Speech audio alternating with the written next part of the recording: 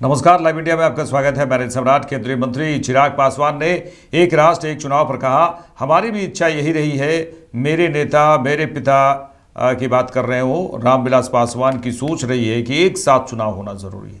उन्होंने कहा कि जब हर दूसरे तीसरे महीने देश के किसी न किसी राज्य में चुनाव होते रहते तो इससे देश पर आर्थिक बोझ ही पड़ता है। हम लोग की चाहत भी रही है लंबे समय से, और खास तौर पर मेरे नेता मेरे पिता आदरणीय रामविलास पासवान जी की भी ये सोच रही है कि जरूरी है देश में एक साथ चुनाव का होना। एक के बाद एक अलग अलग राज्यों में जब चुनाव होते हैं, अभी हम लोगों ने देखा 5-6 महीने पहले ही लोकसभा के चुनाव संपन्न हुए। उसके ठीक बाद हम लोग हरियाणा और जम्मू कश्मीर के चुनाव में व्यस्त हुए। उसके बाद झारखंड और महाराष्ट्र के चुनाव, अब हम लोग दिल्ली के चुनाव की तैयारी कर रहे हैं, इसके बाद बिहार के, फिर असम के। तो हर दूसरे तीसरे महीने जिस तरीके से देश के किसी ना किसी राज्य में चुनाव होते हैं, वो न सिर्फ आर्थिक बोझ देश के ऊपर डालने का काम करते हैं, बल्कि जिस तरीके से मशीनरी के डिप्लॉयमेंट को भी लेकर बार बार सेना एक जगह से दूसरी जगह उसका डिप्लॉयमेंट को लेकर भी एक व्यवस्था तैयार करने की जरूरत पड़ती है। इसमें भी समय बहुत ज्यादा बर्बाद होता है। ऐसे में और जब आचार संहिता लगती है, मॉरल कोड ऑफ कंडक्ट, तो जितने भी विकास के कार्य हैं उसको कहीं ना कहीं उसकी गति रुकती है। ऐसे में देश में एक ही बार चुनाव हो और वो 5 साल तक वो व्यवस्था सुचारू रूप से चलती रहे, सरकारें सिर्फ और सिर्फ देश के विकास और आर्थिक सुधार की दृष्टि से कार्य करें, इसके लिए जरूरी है कि एक ही साथ देश में चुनाव हो। हम लोगों ने भी जब पूर्व राष्ट्रपति जी के नेतृत्व में इस समिति का गठन किया गया था, उस वक्त भी पार्टी की तरफ से इसके पक्ष में हम लोगों ने अपनी बातों को रखने का काम किया था। आज जब इसको धीरे धीरे धरातल पर उतारने का प्रयास केंद्र सरकार के द्वारा किया जा रहा है, लोक जनशक्ति पार्टी रामविलास पूरी तरीके से मजबूती से इसका समर्थन करती है। विपक्ष को हर उस फैसले से ऐतराज है जो प्रधानमंत्री नरेंद्र मोदी जी के द्वारा लिया जाता है। मैं चाहता हूं कि विपक्ष इसके मेरिट पे चर्चा करे, बताए कि क्या ऐतराज है, क्यों ये सही नहीं है। एक तरफ जो उन लोगों की बातें हैं कि भाई इससे छोटे दलों को एक साथ चुनाव, आज की तारीख में देश की जनता इतनी जानकार है कि वो 2 राज्यों के चुनावी संघीय ढांचे को बखूबी समझती है। लोकसभा के साथ जिन राज्यों में चुनाव हुए, आंध्रा उसका उदाहरण है, जहां वहां पे लोकसभा के परिणाम कुछ और थे और राज्य के परिणाम वहां पे कुछ और आए। तो ये दर्शाता है कि देश की जनता इस बात को अच्छे से जानती है कि भारत के संघीय ढांचे में किस तरीके से मतदान करना है। विपक्ष चाहे इसके लिए संभवतः हमारी सरकार एक कमेटी का भी गठन करेगी, जेपीसी का भी संभवतः हम लोग गठन करेंगे, वहां पे मेरिट्स को लेके इसके ऊपर चर्चा करें, ना कि सिर्फ इसलिए कि प्रधानमंत्री लेकर आए हैं और हमको विरोध करना है, ये उचित नहीं है। भारत के संविधान को अपनाने के 75वीं वर्षगांठ पर चर्चा के दौरान लोकसभा विपक्ष के नेता राहुल गांधी ने कहा कि आज राजनीतिक समानता खत्म हो गई है, भारत की सभी संस्थाओं पर कब्जा कर लिया गया है। उन्होंने कहा कि सामाजिक समानता नहीं है, आर्थिक समानता नहीं है, इसलिए हमारा अगला कदम जाति जनगणना होगी। इंडिया गठबंधन की विचारधारा है, वो देश में कॉन्स्टिट्यूशन लाई है। हम सब मिलकर कॉन्स्टिट्यूशन की रक्षा करते हैं। अंबेडकर जी ने कहा था, if there is political equality but no social and economic equality, political equality will be destroyed। ये अंबेडकर जी के शब्द हैं और आज ये बात सबके सामने है। पॉलिटिकल इक्वालिटी जो थी वो खत्म हो गई है, हिंदुस्तान के सारे इंस्टीट्यूशंस कैप्चर कर लिए गए हैं, सोशल इक्वालिटी नहीं रही, फाइनेंशियल इकोनॉमिक इक्वालिटी नहीं रही। इसीलिए हमारा अगला कदम जाति जनगणना होगा।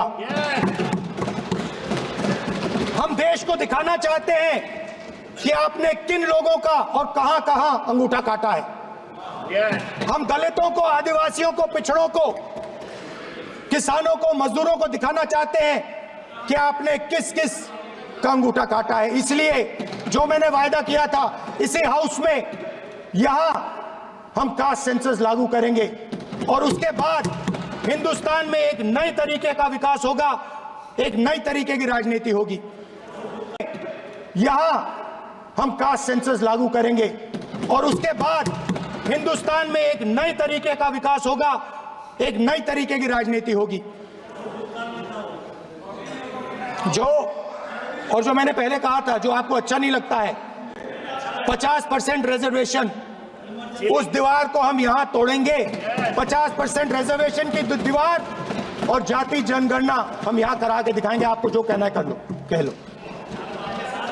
स्पीकर सर, बहुत बहुत धन्यवाद। भारत के संविधान को अपनाने की 75वीं वर्षगांठ पर चर्चा के दौरान लोकसभा में विपक्ष के नेता राहुल गांधी ने कहा कि जिस तरह से द्रोणाचार्य ने एकलव्य का अंगूठा काट दिया था, उन्होंने कहा कि आप पूरे देश का अंगूठा काटने में व्यस्त हैं। एनडीए गठबंधन की बात उन्होंने की है और बीजेपी पर आरोप लगाते हुए उन्होंने कहा कि आप पूरे देश का अंगूठा काटने में व्यस्त हैं। आप भारत के उन सभी निष्पक्ष व्यापारियों के अंगूठे काट देते हैं जो ईमानदारी से काम करते हैं। द्रोणाचार्य को दे दिया।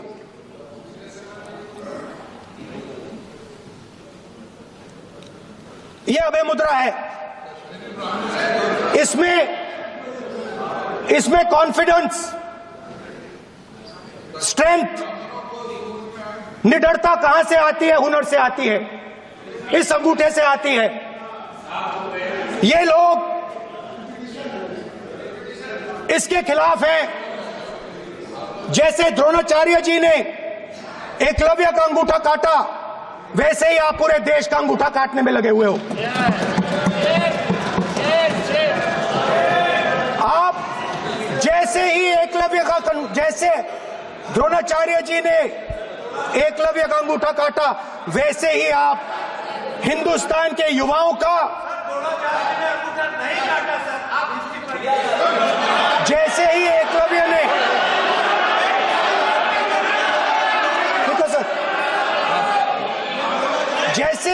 जैसे एकलव्य का अंगूठा काटा गया, वैसे ही आप हिंदुस्तान के युवाओं का, सबका अंगूठा काटते हो। जब आप अदानी जी को धारावी देते हो, तो आप धारावी के जो एंटरप्रेन्योर्स हैं, जो स्मॉल एंड मीडियम बिजनेसेस हैं, उनका आप अंगूठा काटते हो। जब आप हिंदुस्तान के पोर्ट्स, एयरपोर्ट्स, डिफेंस इंडस्ट्री, ये सब जब आप अदानी को देते हो,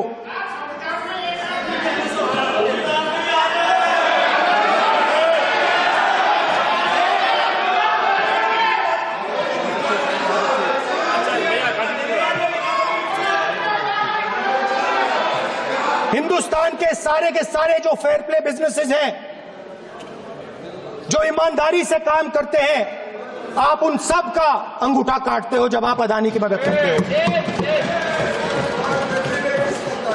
कॉन्स्टिट्यूशन में जेएमएम सांसद महुआ माझी ने कहा है कि बीजेपी के कार्यकाल के दौरान हमेशा संविधान का अपमान हो रहा है।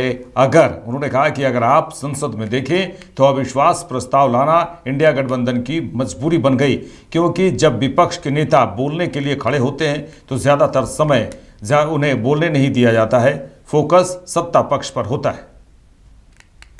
भाजपा के कार्यकाल में जो सेंट्रल गवर्नमेंट है उसमें भाजपा है, तो वो हमेशा संविधान का, मुझे लगता है कहीं ना कहीं उसका अपमान हो रहा है।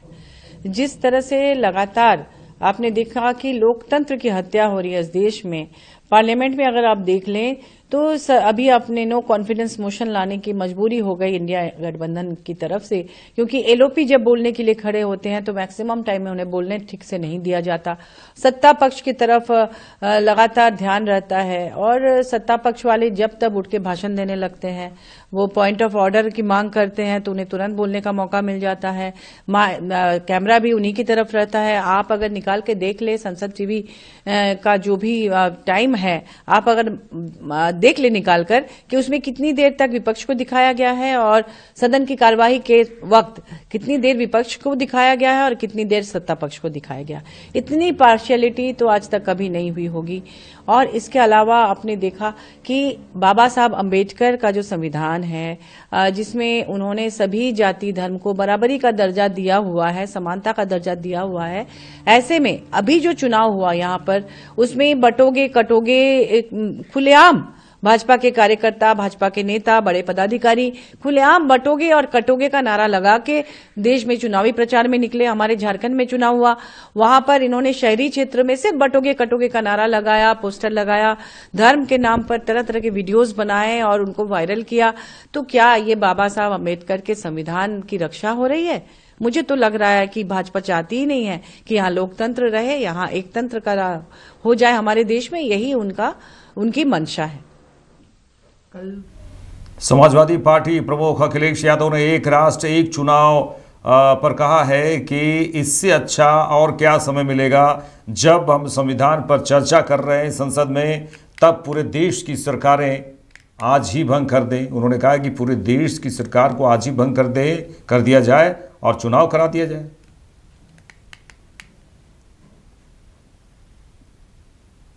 आज प्रधानमंत्री जी आ रहे हैं, भंग कर दें, दोबारा चुनाव हो जाए पूरे देश का एक बार।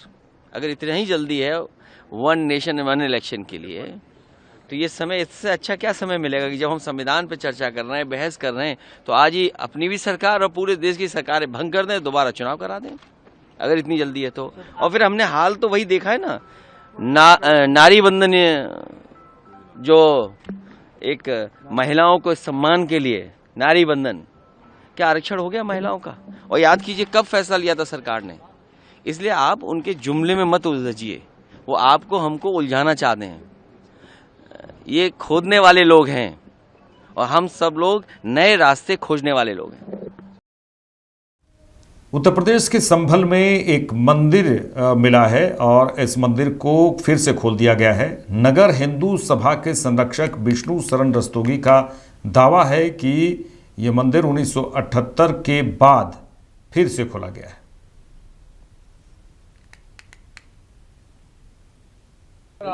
हम तो जन्म से यहाँ रहते थे खग्गुसराय में। हमारे पीछे मकान है, ये मकान भी हमारा ही था, इधर भी मकान हमारा है। बेच के चले गए, क्या हुआ? हाँ, 78 के बलबे के बाद बेच के चले गए। अब यहाँ मंदिर कब से था ये? मंदिर तो हम जन्म से हमें मेरी उम्र 82 साल है जब से मंदिर देख रही हूँ। यहाँ किसका मंदिर है? भगवान शंकर का मंदिर है और हमारे ये कुलगुरु का मंदिर है। तो आप लोग आते नहीं थे या आपको आने नहीं दिया जाता था? 78 के बाद तो आने में जो आने में तो कोई रोक नहीं थी, लेकिन यहाँ कोई आबादी हमारी रही नहीं। हम लोग सब पलायन कर गए थे। कुछ लोग दुर्गा कॉलोनी चले गए, कुछ मोहल्ला ढेर में चले गए। तो यहाँ से जब लोग चले गए तो फिर हम लोग ने मंदिर की देखभाल कर नहीं पाए। अकेला कोई पुजारी यहाँ टिकता नहीं था। 1978 के बलबे का आपने जिक्र किया, क्या क्या मतलब चीजें हुई थी उस दौरान, क्या हुआ था ऐसा आपको लोगों को जाना पड़ा है? हमारे यहाँ 20-25 परिवार थे यहाँ। वो धीरे धीरे सब प्लान कर गए, कोई देर से कोई अबेर से, धीरे धीरे सब चले गए। हमारा मकान इसी सड़क पे पली तरफ है। तो किसके कब्जे में था ये? अब तो ये हमारे अंडर में है ये मंदिर। आपने लगाया था ताला या यहाँ पे ताला कैसे? ताला हमारे हमने भतीजे ने लगाया हमारे। अच्छा, उसके बाद से फिर नहीं आए आप यहाँ पर? यहाँ आए नहीं क्योंकि आने की यहाँ पुजारी नहीं रहता था। यहाँ पुजारी रह नहीं पाता था। आपको आने नहीं दिया जाता था या आप आए नहीं? नहीं, हम आए नहीं, पुजारी नहीं रह पाता था। हम पुजारी की नियुक्ति चाहते थे कि एक पुजारी आके आरती वगैरह कर ले। तो फिर नहीं रह पाता, दिखाई दे रहा है। पुजारी हिम्मत नहीं बढ़ती थी उसकी।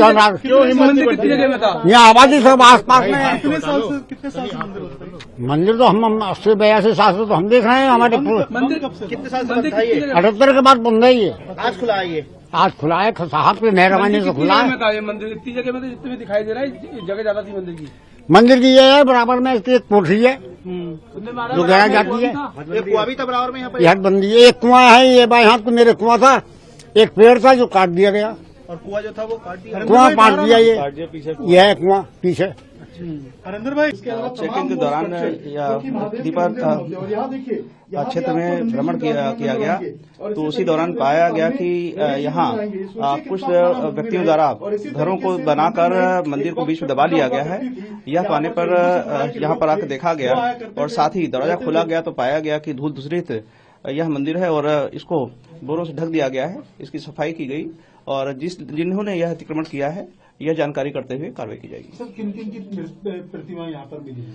यहाँ देवों में शिव परिवार एवं यह हनुमान जी की प्रतिमा है और इसकी साफ सफाई की जा रही है और देखा जा रहा है कि किन स्थिति में ये हुआ है। सर, क्या जानकारी मिली, कब से मंदिर बन रहा है? एक लंबे समय से बंद होने की जानकारी हुई है और ये बताया गया कि कुछ हिंदू परिवार यहाँ रहता था जो किन्हीं कारणों से यहाँ पलायन कर गया है। क्या जानकारी मिली, हिंदू परिवार क्यों अभी यहाँ नहीं रहता? संपूर्ण जानकारी की जा रही है, लेकिन प्राथमिक दृष्टि लोगों ने बताया कि यह किन्हीं कारणों से पलायन कर गए। मंदिर के साथ साथ कोई कुआं भी सर यहाँ पर है कैसे? हाँ, निकट भी एक कुआं है जो प्राचीन कुआं बताया जा रहा है, उसके बारे में भी तथ्यों की जानकारी की जा रही है। अगर अतिक्रमण हुआ है और सामने से दिख भी रहा है तो वह सब कार्रवाई। अभिनेता अल्लू अर्जुन ने कहा है कि व्यक्तिगत रूप से हर संभव तरीके से पीड़ित परिवार की मदद करने के लिए मौजूद रहूंगा। उन्होंने कहा है कि मैं अपने परिवार के साथ थिएटर के अंदर फिल्म देख रहा था और बाहर दुर्घटना हो गई। इसका मुझसे कोई सीधा संबंध नहीं है, यह पूरी तरह से आकस्मिक था। Thank you. I'd like to thank everybody from all over for all your love and support. Thank you so much. I'm genuinely touched by everybody's love from all over the country and everywhere, from all the industries, all the people, all the states. Thank you so much for all the love, and especially my fans. Thank you, Andy. Thank you. I love you, my fans. Thank you so much for your unconditional love and support. And of course, I cannot finish it without saying the thanks to the media. Thank you so much. I like to thank the entire media for all your love and support. Thank you, Ante. I just wanted to say thank you. Thank you. Sir, me arrest మీద conference ఏమైనా ఉందా sir? Sir, మీ arrest మీద conference Anything else? Anything? Sir, do you feel you were targeted? This is a fabricated case booked against you. See. You feel you were made a target? Sir Bunny గారు నిన్న ఢిల్లీలో I just wanted to say. The emotions that you have gone through and your family has faced. ఫ్యామిలీకి ఏం చెప్తారు sir? ఫ్యామిలీకి దాని మీద అల్లు అర్జున్ గారు వాళ్ళ ఫ్యామిలీకి ఏం చెప్తారు? చనిపోయిన కుటుంబానికి ఏం చెప్తారు? నేను ఒకటే చెప్తానండి. Once again, we're extremely sorry for the family and I will personally be there to support them in whatever way possible. It's purely accidental. Cinema theatre I'm inside a cinema theatre watching a film with my family and an accident happened outside, I was inside a theatre watching a movie with my family and the accident happened outside. It's purely of no direct connection to me. It's purely accidental, purely unintentional, and my love and sympathies are genuinely there with that family, and I'll be there I'll be there to support them in whatever way possible. And I've been coming to the same theatre for the last I've been coming to the same theatre for the last 20 years, and I've been to the same place more than 30 times, and never any accident like this happened. It is purely unfortunate accident, and we're extremely sorry for the accident that has happened, which is totally out of our control. And Telugu kuda Procedure every time that you have informed the police, like I don't want to get into all the details. This is what it is, because as the case is on, I should not speak anything that will tamper the case, so I'd like to reserve my comments. Yes, of course, family kalustaniki wait chestunam. Yes, ante. Thank you andarki. Thank you andi marosari. Thank you for the media love and support. Thank you andi. Thank you so much.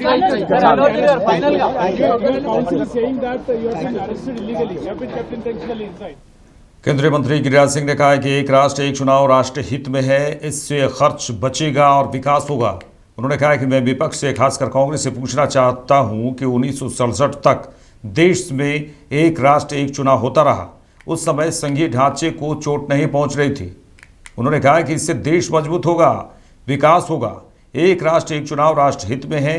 अगर कांग्रेस इससे इनकार करती है तो उन्होंने कहा कि मुझे लगता है कि यह दोगलापन है। इलेक्शन देश हित में है। देश हित में इसलिए है कि विकास रुकता है, खर्चे उससे बचते हैं। और क्या 1967 तक, मैं विपक्ष से पूछना चाहता हूं, खास करके कांग्रेस से, 1967 तक देश में एक नेशन एक इलेक्शन ही तो हो रहा था। उस समय फेडरल स्ट्रक्चर पर चोट नहीं आ रहा था। ये कहना गुनाह है कि फेडरल स्ट्रक्चर पर चोट है, बल्कि नेशन को और मजबूत बनाएगा, विकास होगा, ये है। और उसमें क्लाउज है कि अगर किसी को कुछ सड़क होगी घटना तो उसमें आएगा, कुछ जो होगा संशोधन होगा, लोग देंगे। लेकिन वन नेशन वन इलेक्शन देश हित में है। कांग्रेस अगर इसे नकारती है तो मैं समझता हूं ये दोगलापन है। कांग्रेस सांसद प्रियंका गांधी वाड्रा ने कहा कि केंद्र सरकार वायनाड को विशेष पैकेज देने से इनकार कर रही है। उन्होंने कहा कि हमने गृह मंत्री से अनुरोध किया, हमने प्रधानमंत्री को पत्र लिखा। हिमाचल प्रदेश में भी इसी तरह के बड़े पैमाने पर तबाही देखी गई और वहां कांग्रेस की सरकार है, वे केंद्र से मदद मांग रहे हैं और फिर भी दोनों मामलों में केंद्र सरकार राजनीति के कारण पीड़ितों को उनका हक नहीं दे रही है। उन्होंने कहा है कि वे भारत के नागरिक हैं, प्राकृतिक आपदाओं के दौरान कोई भेदभाव नहीं होनी चाहिए। That the government is refusing to give a special package to Wayanad. We have requested, we have gone to the Home Minister, we have written to the Prime Minister, we have gone to everybody possible to declare that this is a calamity of a severe nature and to give a special package. Now, similar large-scale destruction took place in Himachal Pradesh and the Congress government is in government there, as you know. They have been demanding for the longest time that the center helps and gives the assistance that's required for those victims.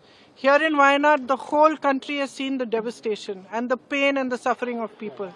And yet, just because of politics, in both cases, the central government is refusing to do what is due to the victims. It is their due. They are citizens of India.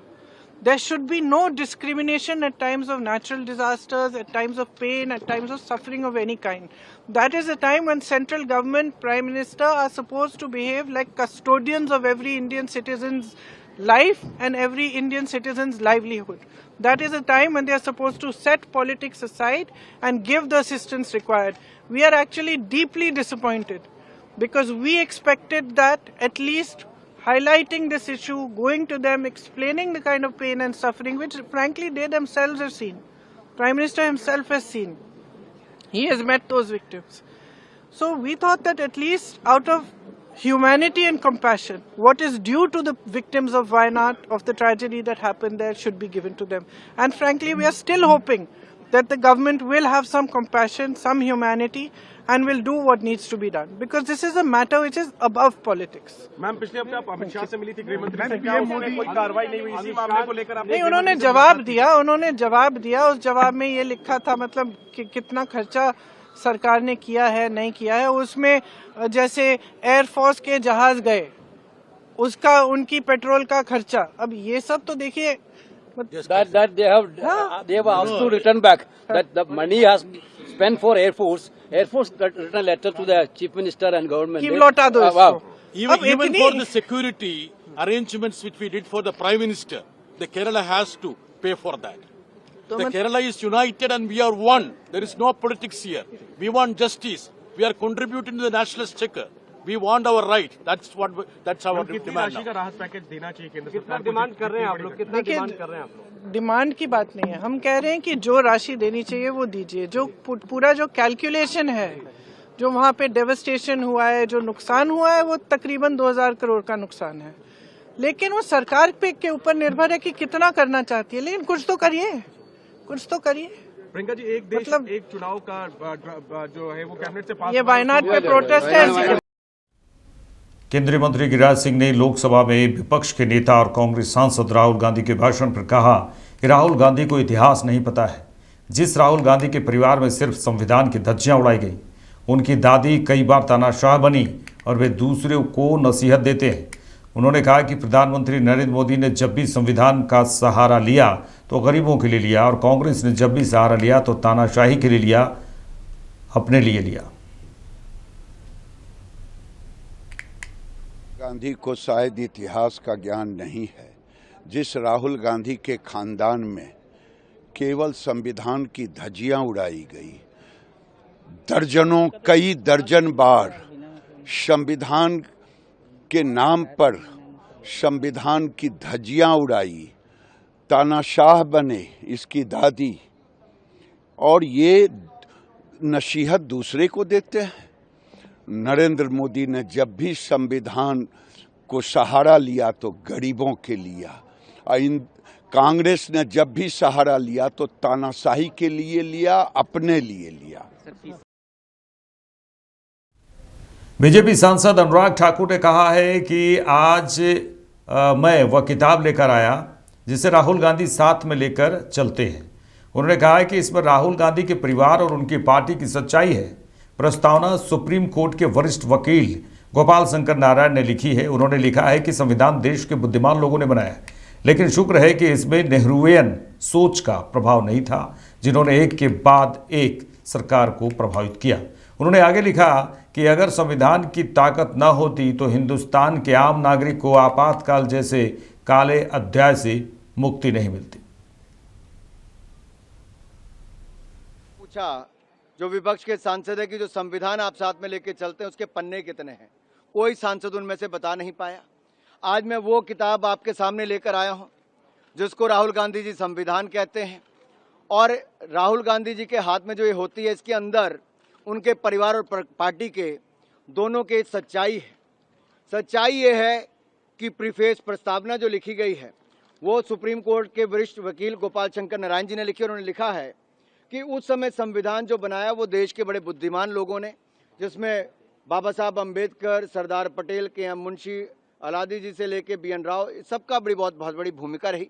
लेकिन अगर आप ये ध्यान से पढ़ें तो उन्होंने लिखा है कि शुक्र है कि ये जो संविधान उस समय बना उसके ऊपर प्रभाव नेहरूवियन सोच का नहीं था, यानी कि नेहरू जी की सोच का नहीं था, जिन्होंने एक के बाद दूसरी सरकारों को उस समय प्रभावित किया। तो उनका धन्यवाद किया है कि संविधान बनाते समय नेहरू जी की सोच का उस पर प्रभाव नहीं पड़ा। एक तो ये।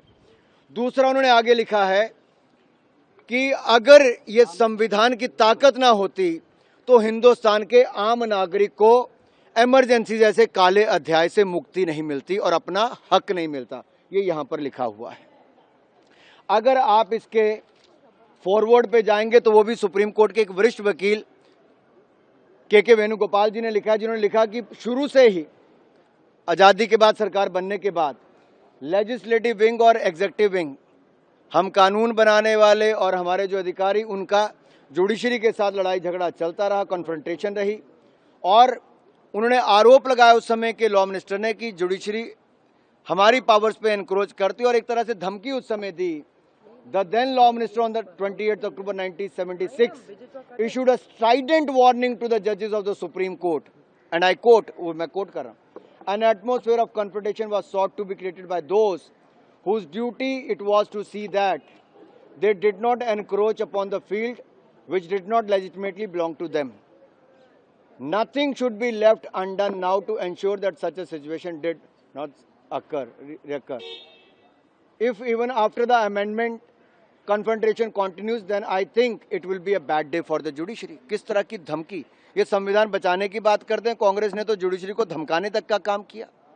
और कल भी जिस तरह से कहा कैसे सुप्रीम कोर्ट के जजेस को 3 को हटाकर चौथे को चीफ जस्टिस बनाया। आगे क्या लिखते हैं? We are trying to save them from the temptation to intrude into the powers which did not belong to them. What are we doing today is not to save the people from the judges, but really enabling the judges to save them from themselves. ये किस तरह की भाषा का प्रयोग 1976 में कांग्रेस की सरकार में उस समय के लॉ मिनिस्टर ने किया। आज ऐसा कोई बोलता तो मीडिया हमारी धज्जियां उड़ा देते, लेकिन राहुल गांधी जी को जवाब देना चाहिए। ये जो संविधान के नाम पे इस पुस्तक को लेके चलते हैं, इसके अंदर इनके परिवार, इनकी पार्टी की धज्जियां उड़ाई गई हैं। और जो अंगूठा काटने की बात करते हैं, मैंने अंदर भी कहा, उन्होंने देश में क्या क्या किया देश जानता है। मेरे साथ इस बुलेटिन में इतना ही। देश दुनिया के तमाम खबरों के लिए देखते रहिए लाइव इंडिया। नमस्कार।